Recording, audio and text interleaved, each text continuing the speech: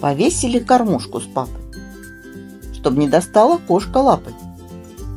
Насыпали крупу и крошки и наблюдаем из окошка. Вот прилетела к нам синица. За ней снегирь и воробей. То ворона угостится, то сорока вслед за ней. В кормушке вкусная еда, мы часто насыпаем. И птицам вышить в холода все вместе помогаем.